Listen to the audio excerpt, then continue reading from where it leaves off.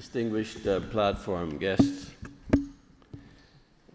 distinguished ladies and gentlemen, graduates, and all of you who are here tonight to congratulate and to celebrate and to bring as much to the front to these graduates that they can be successful.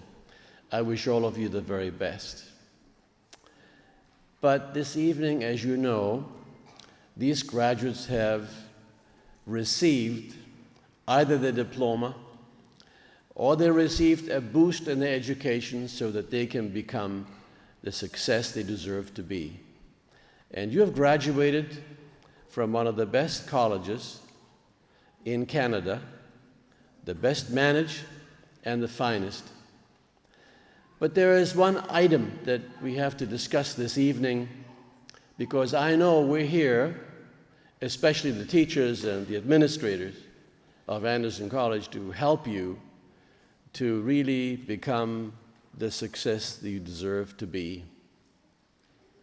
And we know when we look at the statistics that out of 100 graduates,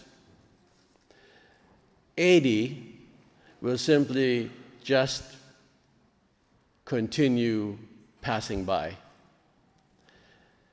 20 out of 20, 17 will be successful, and 3 will be super successful. So the question will be, Anderson College wants all of you, all the people on the platform here, want all of you to be the best you can possibly be and to succeed in whatever field of endeavor you decide to go into. But how do they possibly do that? Well, we know that there is an 80-20 rule, that 20% will do very well, out of the 23 will do super well, but the 80 will just pass by, just continue going. The point then being, what does it take to get into this 20% category? What does it take to be even better than a 20% category? What would it take to be amongst the first 3? And so I guess the idea would be, what's the difference between Edward here, or Sharina, or Ismail, or Rena? What would be the difference between you being really successful and structuring your future and determine your destiny the way you want, the kind of life that you wish to be lead? And so we know that throughout all your educational endeavors and all throughout your youth and up to age 6, you downloaded essentially everything you could possibly take in, and that will later on, of course, determine your future forever until you die. That tape that you're downloading when you get to be below 6 years old, that tape is playing right now, and if that tape is negative, there won't be very much you can do about it to be a successful person. So what we've got to think about is, how do we change this tape in ourselves? How do we change all this negativity, the negativity that came from some teachers, some parents, certainly in the schoolyard, from everywhere? We know, we talk to ourselves, even today, our psychologists will tell us something very interesting. 70% of your self-talk is negative.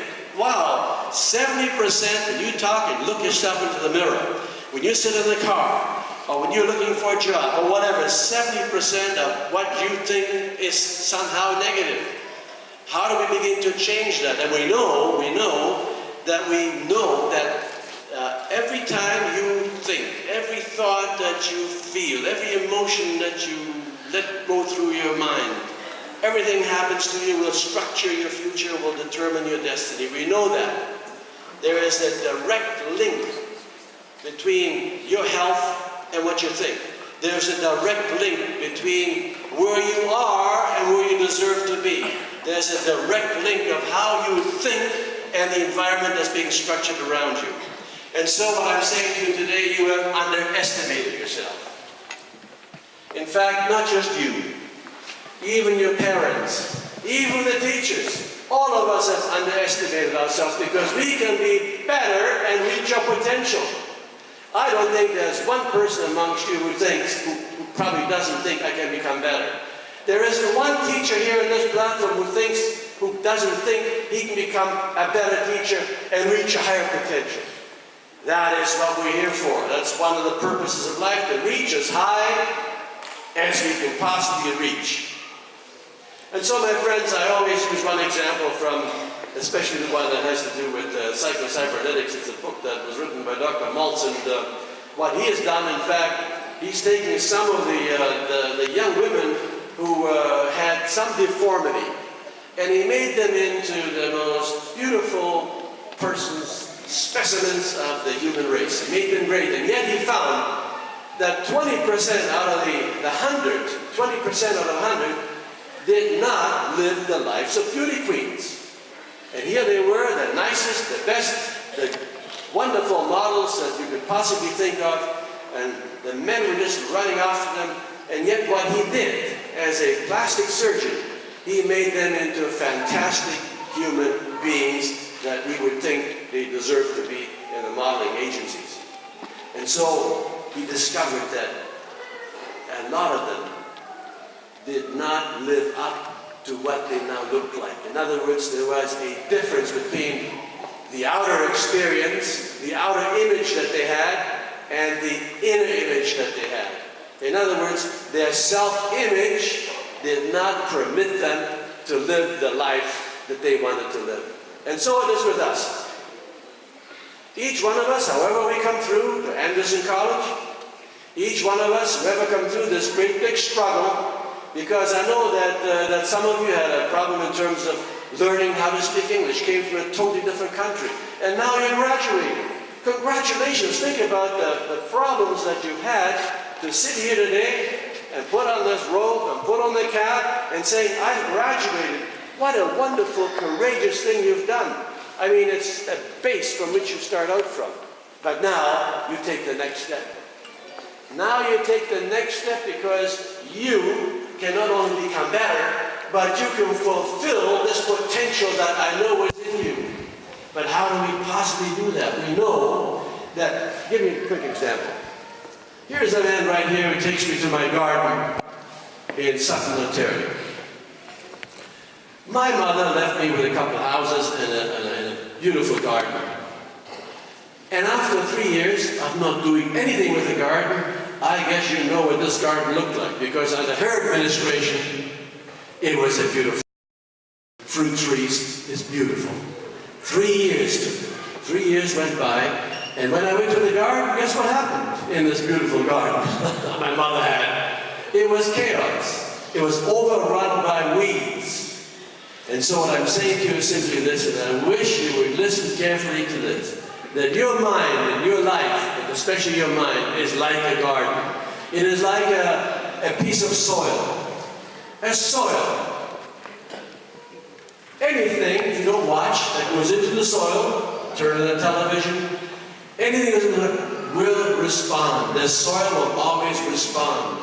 So what you've got to do is to ensure that the seeds that go into your daily life are seeds of affirmation, of life, are seeds of I want to be better, are seeds of I can become better, and not the belief system where people can say you don't deserve this, even if you were a kid.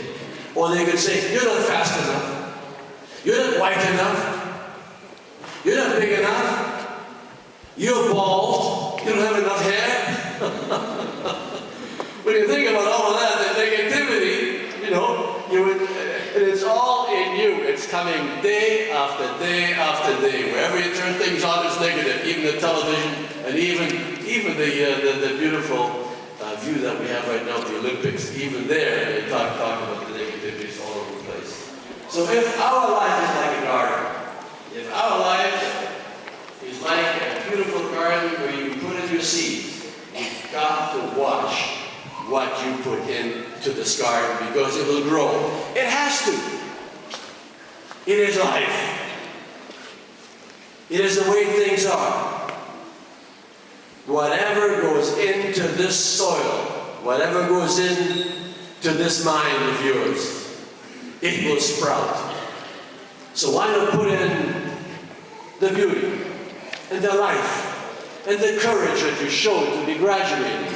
Why not continue in that same stream where you have continued already? And I know that this system also works in terms of healthcare, because I've written a book. And even Mikkel said about Toronto's Many Faces, but the most recent book is called Radiant Health. And it tells about the revolution that takes place between medicine and the mind and the body. And here it really goes, that every emotion you feel, every thought you have, shifts into a command to your cells. They're neuropeptides. Every emotion is a neuropeptide. The neuropeptide goes through three systems: the glandular system, the nervous system, and the immune system. And from there it goes into every cell of your body. Imagine that. Every emotion you have, every thought you have that is emotive, releases a neuropeptide, and the neuropeptide goes through every cell in the body. And not only that, but it tells the body, it tells each cell, each emotion tells each cell what chemicals to produce. Isn't that something when you think about it? And we have a video. And the video shows that if you have a jealous thought, and I know most of you can identify with that because most of us have been jealous. I know that some teachers have been jealous. I know that. But if you ever had a jealous, I know you've never had a jealous thought, right? Just raise your hand up. I want to see those people who never had a jealous thought. Let me see those hands. There's one person there, I don't know what her name is, but she says she never had a jealous thought. What is your name, young ladies? Please stand up. You never had a jealous thought? You're like, I want to see how it goes. You married? Okay, now I want to ask you something. Tell me the truth, please. How many of you did have a jealous thought? Raise your hand. I did. If none of them in the front row ever had a jealous thought, what's the matter with you? Did you ever have an envious thought where you said, well, somebody was better, and I think I can be just as good? How many had that thought? Raise your hand. What's the matter with you people? No, nobody's really jealous here. Nobody's a bad thought. It's all positive. That's great. I've come to the right place. But the issue is here that everything that you think goes into the body. No doubt, we have the videos from the Harvard Medical School. And not only that, but from your body, whatever emotions you have, it goes not just into the body, but it also goes into the field. And what's in the field? The field is your future. The field is a matrix where everything is being recorded. You have to imagine how powerful you really are in your life, and we're just giving it away by this negativity that's surrounding us, when you would think that our thoughts could be so powerful as to tell the cells of what chemicals produce. Imagine how powerful you would be to ensure that there's a better future out for you. Because I know all the teachers and the operators of Anderson College are here to help you and take the next step. And so, my friends, the conclusion to all of this is simply this. We know that you have a responsibility. And your responsibility is not just to your families, but your responsibility is not only also to your parents, but your responsibility is basically to yourself to become the best. But how do you do that? And so, the tape I was talking about earlier, the tape that's playing in your mind with all the negative thoughts that are coming at us, the tape must be changed. The tape can be changed through a suggestion to yourself by yourself. You look yourself in the mirror and say, I can become better. I can do this. I can get this job. And forget about all this negativity. Then there's imaging. You image yourself. You believe already that you've got this job that you want. And so, my friends, it is an idea. We live by ideas. And you here today have the basis from which to take the next step. And that is why it's important that you've graduated. You graduated because you've had the courage. You graduated because whatever was in your life that struck you back, that held you back, that made you think, why should I not, or should I do it? Whatever happens is, you're here today and you're graduating. And that means that the parents and the people that will be supporting you are very proud of you. I know that everyone from Anderson College is proud of you because of what you've accomplished. You graduated today. And so,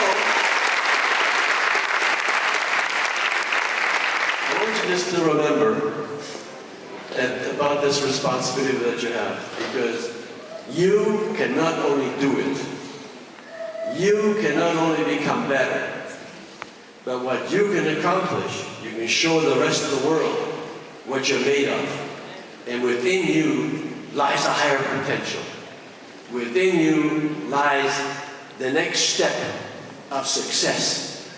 And so, my friends, I not only wish you well, but I know when you think that your mind is the garden and that you have to watch what you put in there, I know that idea alone will bring you a lot of success.